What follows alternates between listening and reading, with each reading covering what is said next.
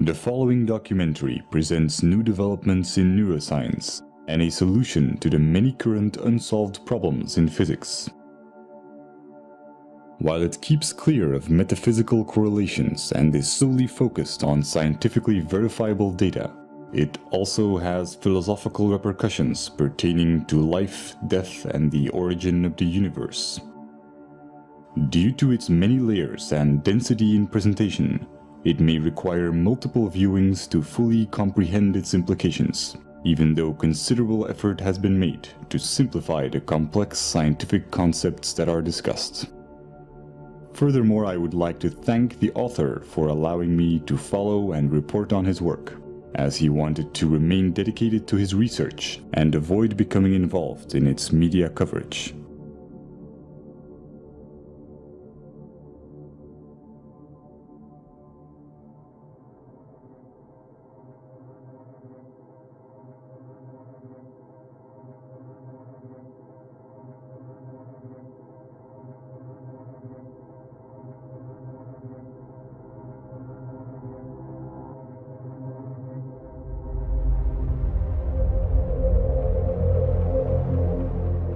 The human brain is a network of approximately 100 billion neurons. Different experiences create different neural connections which bring about different emotions. And depending on which neurons get stimulated, certain connections become stronger and more efficient, while others may become weaker. This is what's called neuroplasticity. Someone who trains to be a musician will create stronger neural connections that link the two hemispheres of the brain in order to be musically creative. Virtually any sort of talent or skill can be created through training. Rudiger Gamm, who was a self-admitted hopeless student, used to fail at basic math, and went on to train his abilities and became a famous human calculator, capable of performing extremely complex mathematics. Rationality and emotional resilience work the same way. These are neural connections that can be strengthened. Whatever you are doing at any time, you are physically modifying your brain to become better at it. Since this is such a foundational mechanism of the brain, being self-aware can greatly enrich our life experience.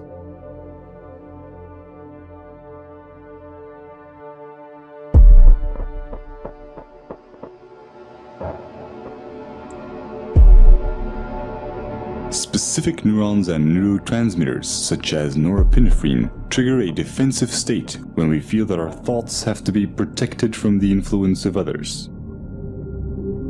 If we are then confronted with differences in opinion, the chemicals that are released in the brain are the same ones that try to ensure our survival in dangerous situations. In this defensive state, the more primitive part of the brain interferes with rational thinking, and the limbic system can knock out most of our working memory, physically causing narrow-mindedness. We see this in the politics of fear, in the strategy of poker players, or simply when someone is stubborn in a discussion. No matter how valuable an idea is, the brain has trouble processing it when it is in such a state. On a neural level, it reacts as if we're being threatened, even if this threat comes from harmless opinions or facts that we may otherwise find helpful and could rationally agree with.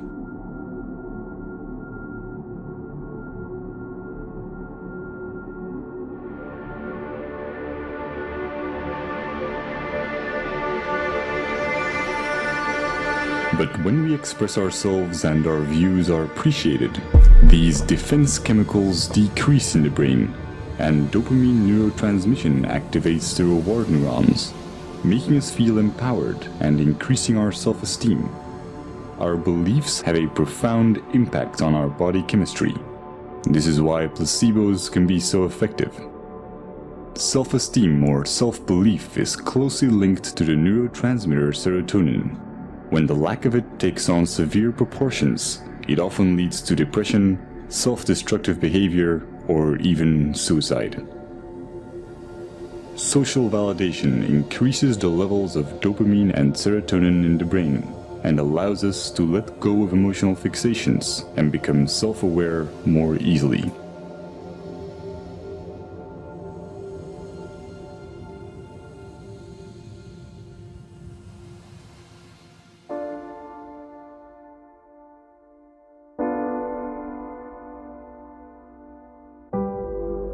Social psychology often looks at the basic human need to fit in and calls this the normative social influence.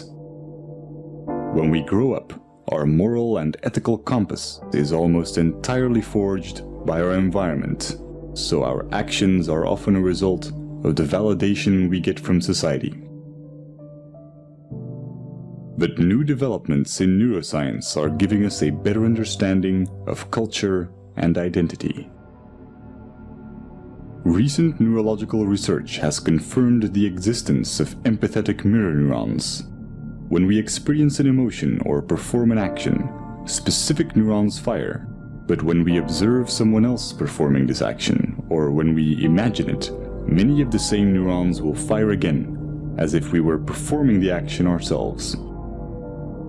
These empathy neurons connect us to other people, allowing us to feel what others feel. And since these neurons respond to our imagination, we can experience emotional feedback from them as if it came from someone else. This system is what allows us to self-reflect.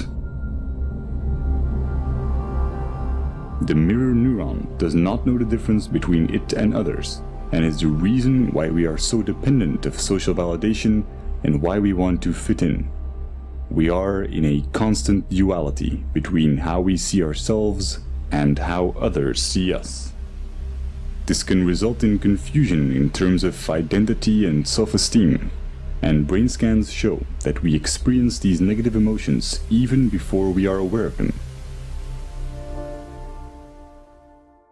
But when we are self-aware, we can alter misplaced emotions because we control the thoughts that cause them. This is a neurochemical consequence of how memories become labeled when retrieved, and how they are restored through protein synthesis. Self-observing profoundly changes the way our brain works. It activates the self-regulating neocortical regions, which give us an incredible amount of control over our feelings. Every time we do this, our rationality and emotional resilience are strengthened. When we are not being self-aware, most of our thoughts and actions are impulsive. And the idea that we are randomly reacting and not making conscious choices is instinctively frustrating. The brain resolves this by creating explanations for our behavior and physically rewriting it into our memories through memory reconsolidation, making us believe that we were in control of our actions. This is also called backward rationalization, and it can leave most of our negative emotions unresolved and ready to be triggered at any time. They become a constant fuel to our confusion, as our brain will keep trying to justify why we behaved irrationally.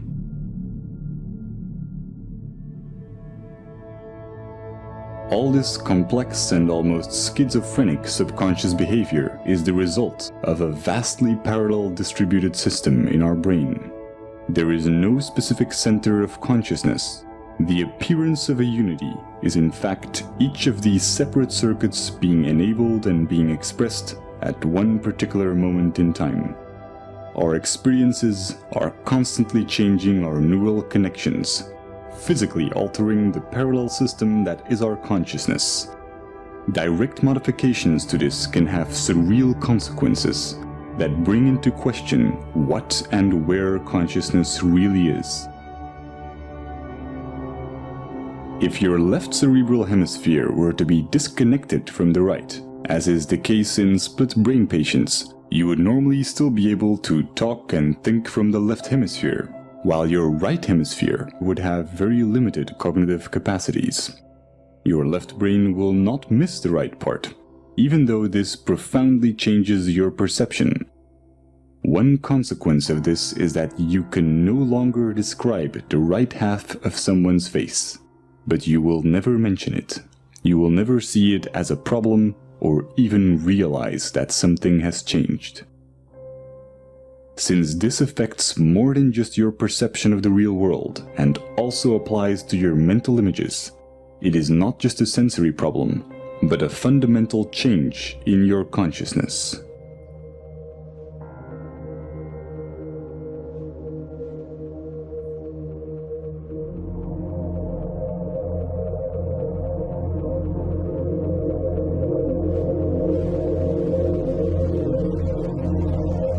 Each neuron has a voltage, which can change when ions flow in or out of the cell. Once a neuron's voltage has reached a certain level, it will fire an electrical signal to other cells, which will repeat the process. When many neurons fire at the same time, we can measure these changes in the form of a wave.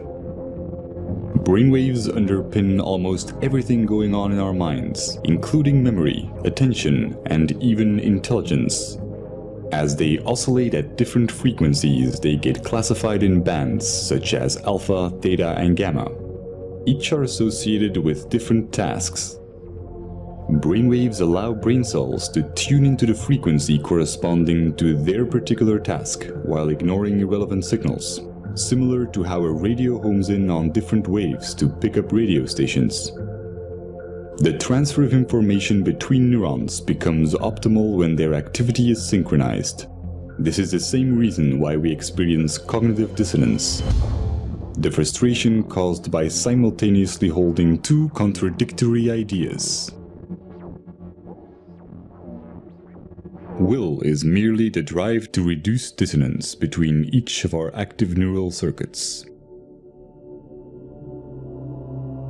Evolution can be seen as the same process where nature tries to adapt or resonate with its environment. By doing so, it evolved to a point where it became self-aware and began to ponder its own existence. When a person faces the paradox of wanting purpose while thinking that human existence is meaningless, cognitive dissonance occurs. Throughout history, this has led many to reach for spiritual and religious guidance, challenging science as it failed to give answers to existential questions, such as why or what am I?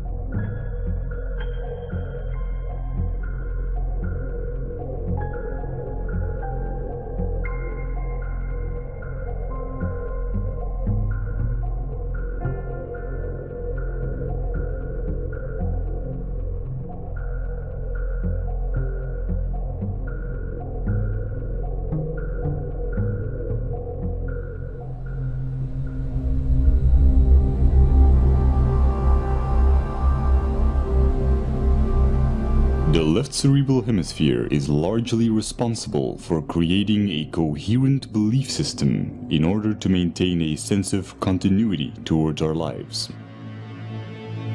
New experiences get folded into the pre-existing belief system. When they don't fit, they are simply denied. Counterbalancing this is the right cerebral hemisphere, which has the opposite tendency. Whereas the left hemisphere tries to preserve the model, the right hemisphere is constantly challenging the status quo. When the discrepant anomalies become too large, the right hemisphere forces a revision in our worldview. However, when our beliefs are too strong, the right hemisphere may not succeed in overriding our denial.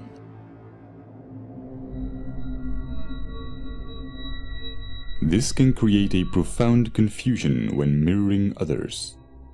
When the neural connections that physically define our belief system are not strongly developed or active, then our consciousness, the unity of all the separate active circuits at that moment, may consist mainly of activity related to our mirror neurons. Just as when we experience hunger, our consciousness consists mostly of other neural interactions for consuming food.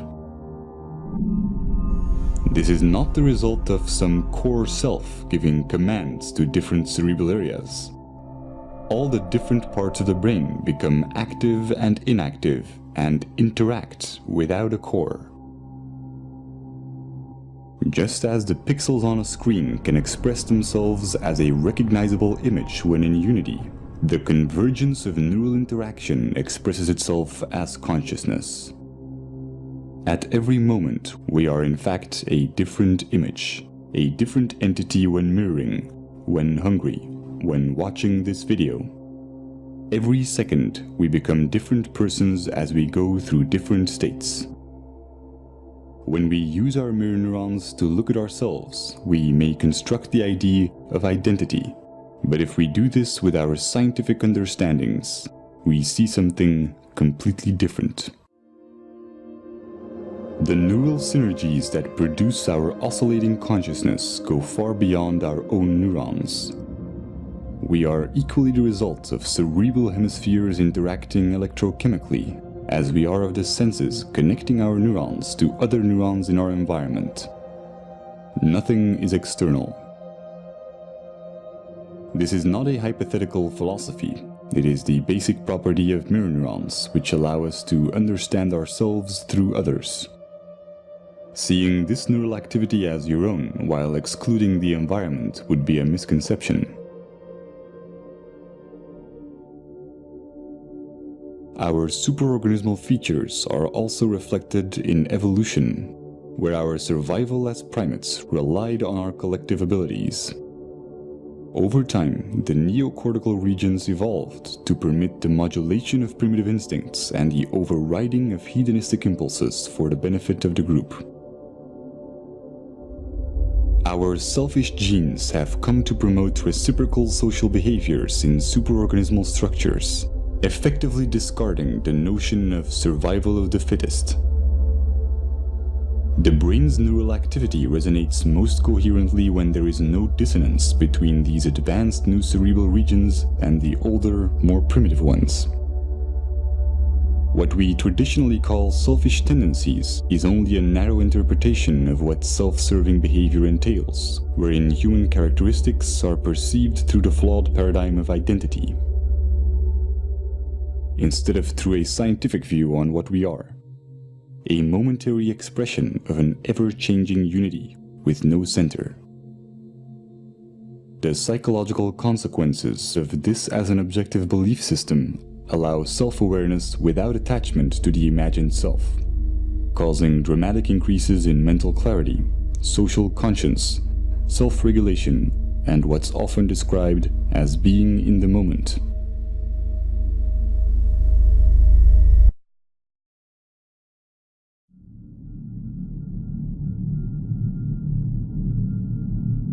The common cultural belief has mostly been that we need a narrative, a diachronic view on our life to establish moral values. But with our current understandings of the empathic and social nature of the brain, we now know that a purely scientific view with no attachment to our identity or story yields a far more accurate, meaningful, and ethical paradigm than our anecdotal values. This is logical since our traditional tendency to define ourselves as imaginary individualistic constants neurally wires and designs the brain towards dysfunctional cognitive processes, such as compulsive labeling and the psychological need to impose expectations.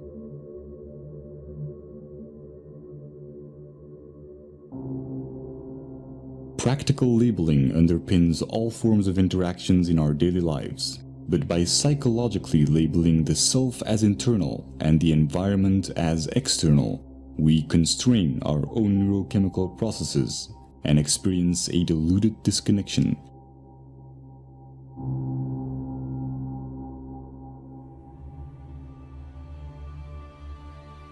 Growth and its evolutionary side effects, such as happiness and fulfillment, are stimulated when we are not being labeled in our interactions.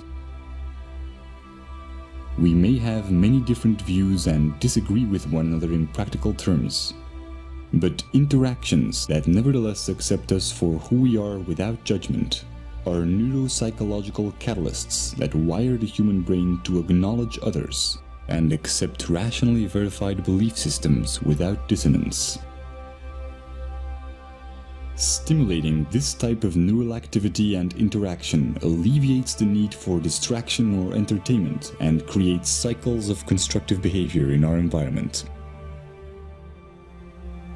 Sociologists have established that phenomena such as obesity and smoking, emotions and ideas spread and ripple through society in much the same way that electric signals of neurons are transferred when their activity is synchronized.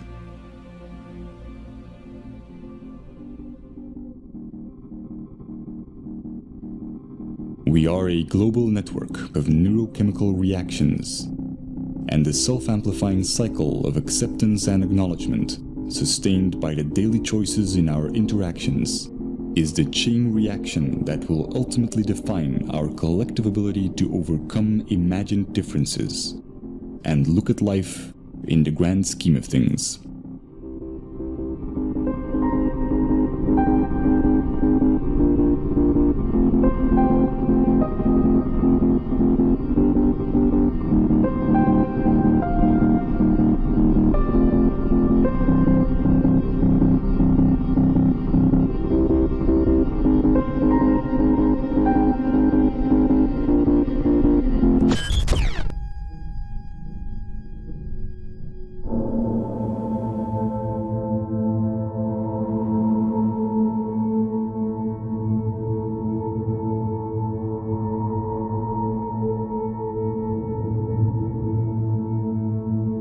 Throughout Jiren's ongoing research, I've made a simplified but comprehensive overview of his current findings. This is my interpretation of the first few months of his work on unifying quantum physics and relativity. While it may at times be difficult to follow due to the subject matter's complexity, it also has some philosophical implications which are addressed in the epilogue. Over the past century, many groundbreaking discoveries have led to scientific paradigm shifts in our understanding of the world. Einstein's theory of relativity revealed how time and space are the same fabric, while Niels Bohr's research helped us understand the building blocks of matter through quantum physics, a realm that only exists as an abstract physical description. Afterwards, Louis de Broglie discovered that all matter, and not just photons or electrons, has a quantized wave-particle duality. These breakthroughs have led to new schools of thought about the nature of reality and have inspired popular metaphysical and pseudoscientific theories, such as the human mind being able to command the universe through positive thinking.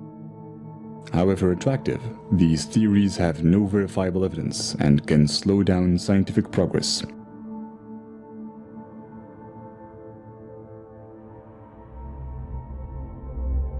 Einstein's laws of special and general relativity are applied in modern-day technologies, such as GPS satellites, where the accuracy of calculations would drift more than 7 miles a day, if consequences such as time dilation would not be taken into account. Time dilation is best illustrated by how moving clocks run slower.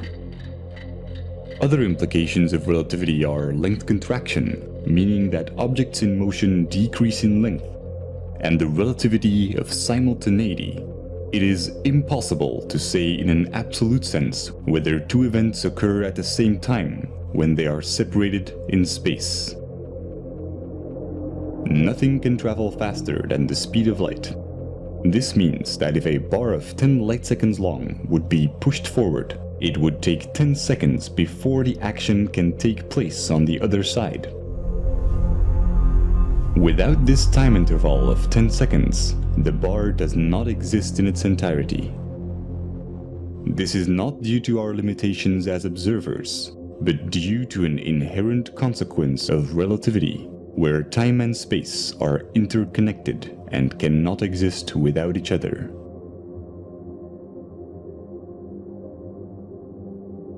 Quantum physics provides a mathematical description of much of the wave-particle duality and interactions of energy and matter. It departs from classical physics primarily at the atomic and subatomic scales. The mathematical formulations are abstract, and the implications are often non-intuitive. A quantum is the minimum unit of any physical entity involved in an interaction. The elementary particles are the basic building blocks of the universe, They are the particles which all other particles are made of. While in classical physics, we can always split things into smaller bits, for quanta this is impossible. As a result, the quantum world presents many unique phenomena that cannot be explained through classical laws, such as quantum entanglement, the photoelectric effect, Compton scattering, and many more. There are many exotic interpretations of our quantized world. The most widely accepted among physicists include the Copenhagen interpretation and the many worlds interpretation. Current trends show substantial competition from alternative interpretations such as the holographic universe.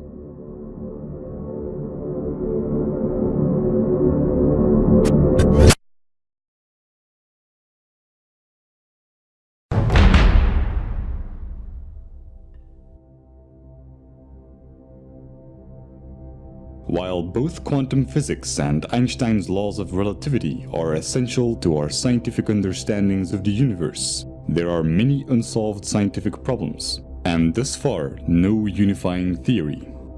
Some of the current questions are: why is there more observable matter than antimatter in the universe? What is the nature of the arrow of time? What is the origin of mass?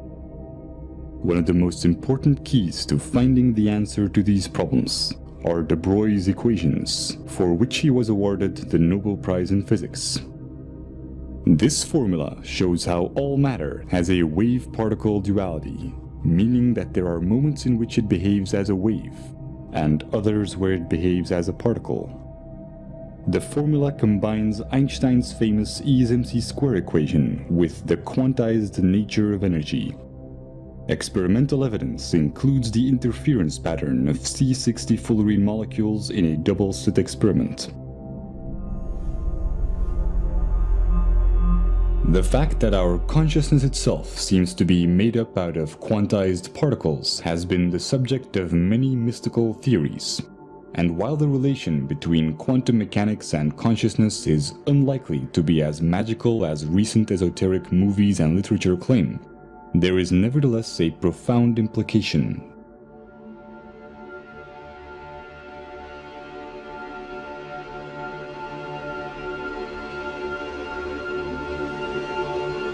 As de Broglie's equations apply to all matter, we can fundamentally establish that C equals HF, where C stands for consciousness, H for the constant of Planck, and F for frequency.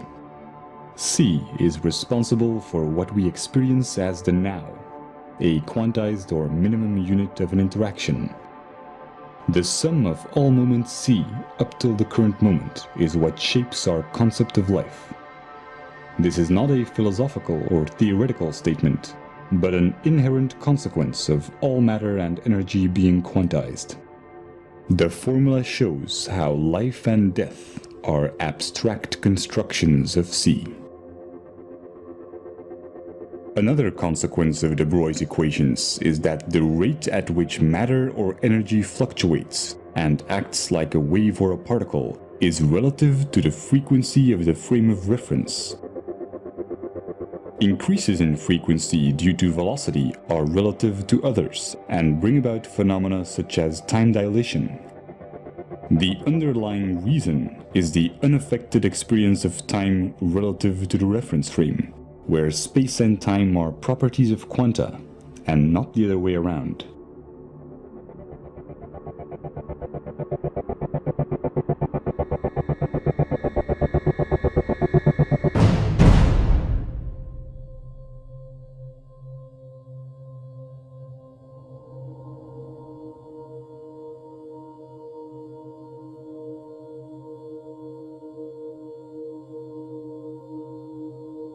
Antiparticles are created everywhere in the universe where high-energy particle collisions take place.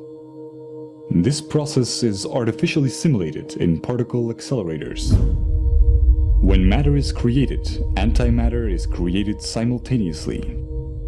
Hence why the lack of antimatter in the universe is one of the biggest unsolved questions in physics to date. When we trap antiparticles through electromagnetic fields, we can study their properties. The quantum state of particles and antiparticles can be interchanged by applying the charge conjugation, parity, and time reversal operators. To clarify, if a physicist whose body was made of antimatter would do experiments in a laboratory also made of antimatter, using chemicals and substances of antiparticles, he would find almost exactly the same results as his matter counterpart. But when they would merge, immense energy would be released proportional to their mass. Very recently, Fermilab discovered how quanta such as mesons are switching 3 trillion times per second from matter to antimatter. When we study the universe from a quantized frame of reference C, we have to take into account all experimental evidence that applies to quanta. This includes how matter and antimatter are created simultaneously in particle accelerators, and how mesons switch back and forth between one and the other. This has significant consequences when applied to C. From a quantum perspective, every instance of C has an anti-C. This explains the missing symmetry or antimatter in the universe and is closely related to the arbitrary choice of emitter and absorber in the Wheeler-Feynman time-symmetric theory. The unperturbed time t in the uncertainty principle is the required time or cycle for quanta to exist. Similar as observed in mesons, our personal experience of time or interval of the current moment reaches its threshold when C is cancelled out by its anti-C. C's interpretation of this single self-annihilating moment is framed within an abstract arrow of time. If we then want to define interaction and look at the basic properties of the wave-particle duality of quanta, all interactions would consist of interference and resonance. But since this isn't enough to explain the fundamental forces, we are required to use different models. This includes the standard model, which mediates the dynamics of the known subatomic particles through force carriers, and Einstein's general relativity, which describes macroscopic phenomena such as the orbits of planets, which follow a curvature or ellipse in space and a helix in space-time. But Einstein's model of space-time doesn't hold up on quantum levels, and the standard model needs additional force carriers to explain the origin of mass. Without success, a unification of both models or theory of everything has been subject of much research.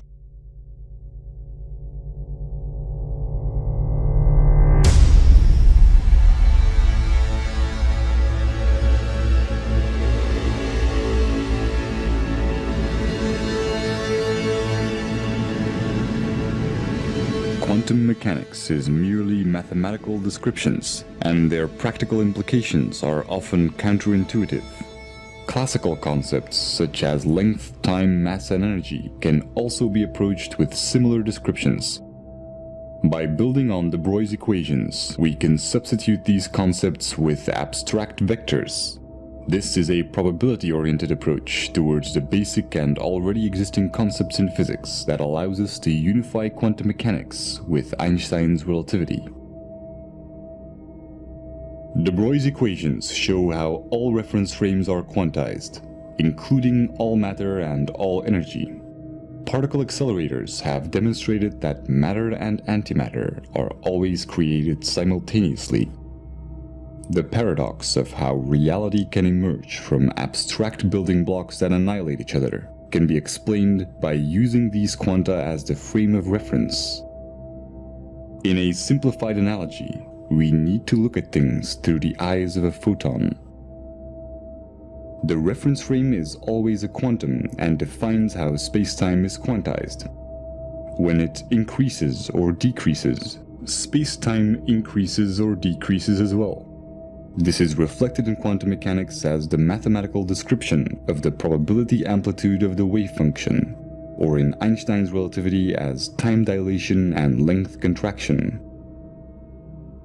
For a quantized frame of reference, mass and energy can only be defined as abstract probabilities. Or if we want to be more concrete and establish a mathematical framework, as vectors which can only exist when we assume an arrow of time. They can be derived as resonance and interference with the reference frame, which defines the minimum unit or spacetime constant c, equivalent to the constant of Planck in quantum mechanics.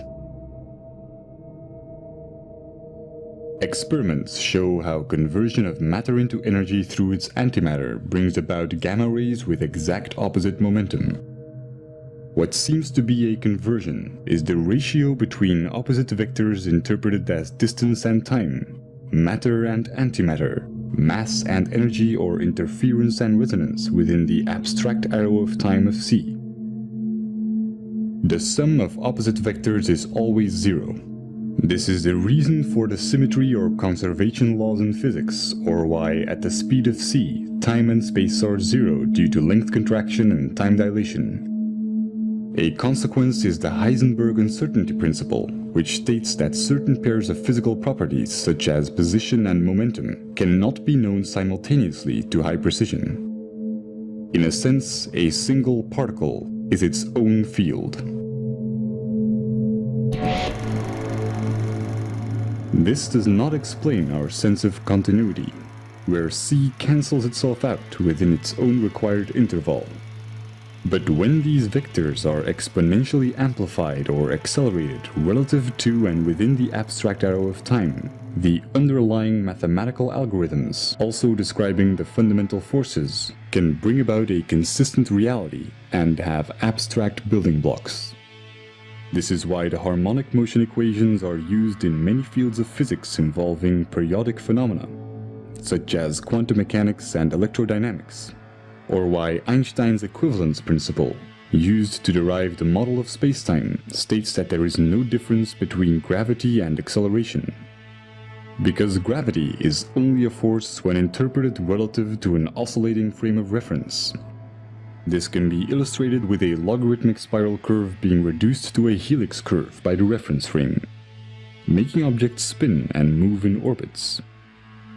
Visually simplified, two amplified or growing apples will be interpreted to attract each other when observed by an amplified reference frame, as the size seems unaffected. The opposite occurs with interference. In a simplified analogy, the increase or decrease in the size of objects as we get closer or further away is determined by the shift in vectors of the reference frame, similar to how a radio homes in on different waves to pick up radio stations. This also applies to the influence of gravity. In essence, independently of any reference frame, there are no fundamental forces. All interactions within our abstract continuity can be mathematically derived through interference and resonance as long as the ever-changing and fluctuating minimum unit or quantum, being the frame of reference, is taken into account. Experimental evidence includes the unseen effect in the standard model, where we can see the force effect, but not the actual force carriers.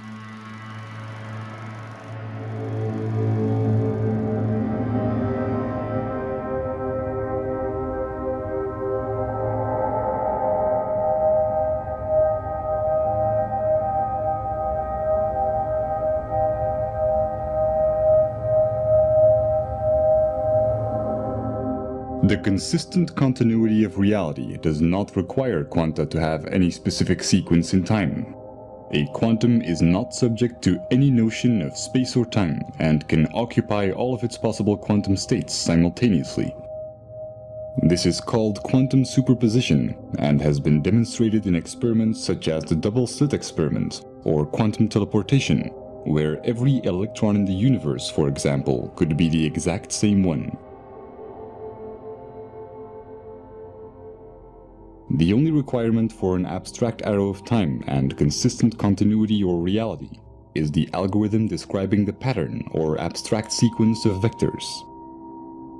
Since this continuity brings about our ability to be self-aware, it inherently makes us subject to its mathematical consequences, the fundamental laws of physics. Interaction is merely an interpretation of what is essentially an abstract pattern. This is why quantum mechanics can only provide mathematical descriptions, since it can only describe patterns within infinite probabilities. When a probability is expressed as C, The information necessary to describe the current moment or probability amplitude of C is also what embodies the arrow of time. The nature of the arrow of time is one of the biggest unsolved problems in physics and has been responsible for many new popular interpretations.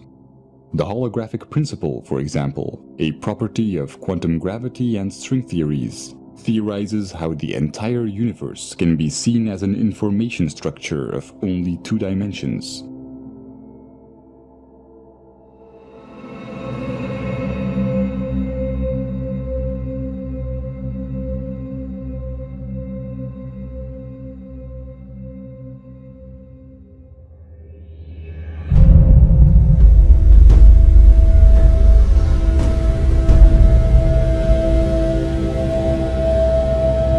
Traditionally associate the notion of an arrow of time with the sequence of events that we experience through the arrangement of short-term and long-term memories. We can only have memories about the past and not about the future, and we've always assumed that this reflects the flow of time. Scientists only began to question this logic when discoveries in quantum mechanics demonstrated that some phenomena are not bound by our notion of time, and that our concept of it is nothing more than our perception of the change in observable values. This is also reflected in time dilation and length contraction, which are part of the reason why Einstein established that time and space are the same fabric. In an absolute sense, the notion of time does not differ from the notion of distance. Seconds are equal to light seconds but cancel each other out. To clarify, with distance and time being each other's opposites, the passing of time can be interpreted as the distance that the hands of a clock travel as they move in a direction that is opposite to time. As they move forward in distance, they effectively travel backwards in what we would call time. This is also why any single separate minimum unit of experience is always instantly annihilated within a timeless now. This understanding sets the record straight between wave function collapse and quantum decoherence. Concepts such as life and death are mere intellectual constructs, and any speculative spiritual ideas of an afterlife that takes place in a realm where the rigid mathematical underpinnings of this reality come to an end are equally fabricated. An important cosmological consequence is that the Big Bang theory, where the universe is traced back to one point by looking at the past, is a misconception. The traditional assumption of space-time, where space is 3-dimensional and time plays the role of a 4th dimension, is inaccurate. If we would want to study the origin of the universe, we would actually have to look forward, since C's time vector direction is opposite to the arrow of distance, from which we perceive an expanding universe. Although this temporal mapping of the universe will only yield abstract concepts with no relation to its quantum underpinnings. Experimental evidence includes the accelerating expanding universe, following what is known to be an inverse or time-reversed black hole metric, as well as the many problems related to the Big Bang theory, such as the horizon problem.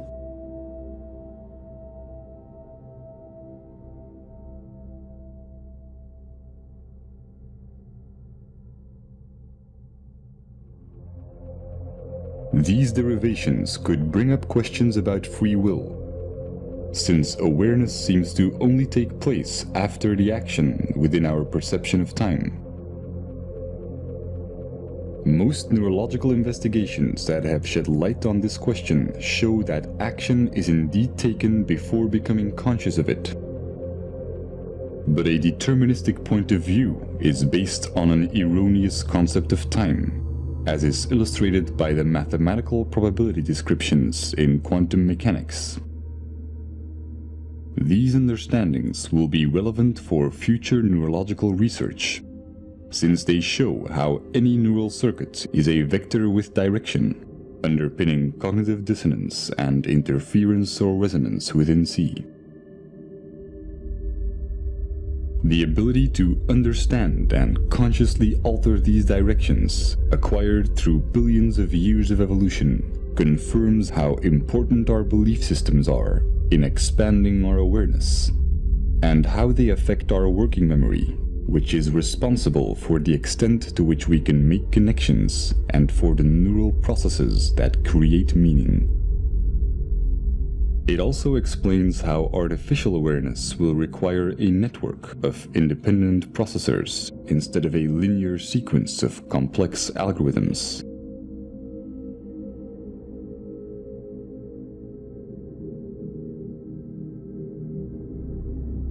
Athén's grand unification is one solution that unifies quantum physics and Einstein's theory of relativity.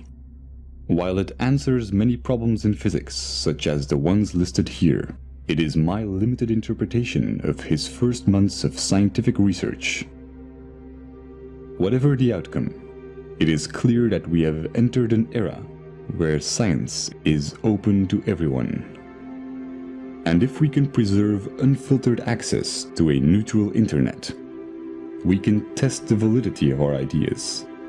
We can enhance our imagination by making new correlations, and we can be part of the evolution of our understandings of the universe and of the mind.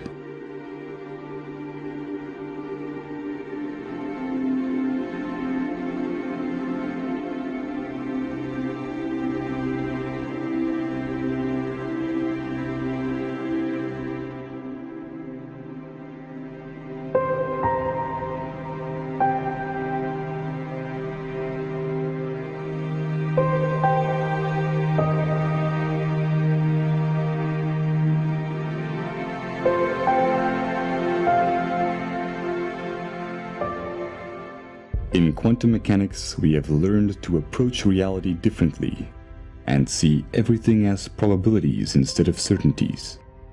In a mathematical sense, anything is possible. As well as in science as in our daily lives, the extent to which we can calculate or figure out probabilities is determined by our intellectual capability to recognize patterns. The less biased we are, the clearer we can identify these patterns and base our actions on reasonable probabilities. Since it's in the very nature of our brain's left hemisphere to deny ideas that do not fit into our current paradigm, the more attached we are to a belief system, the less able we are to make conscious choices for ourselves. But by observing this process, we expand our awareness and enhance our free will. It is said that wisdom comes with age, but with openness and skepticism, the key principles of the scientific method. We don't need decades of trial and error to sort out which of our convictions may be improbable. The question is not whether our beliefs are right or wrong, but whether or not being emotionally attached to them is more or less likely going to benefit us. There is no such thing as a free choice while being emotionally attached to a belief system. The moment we are self-aware enough to realize this, we can truly work together to figure out the real odds of what will benefit us the most.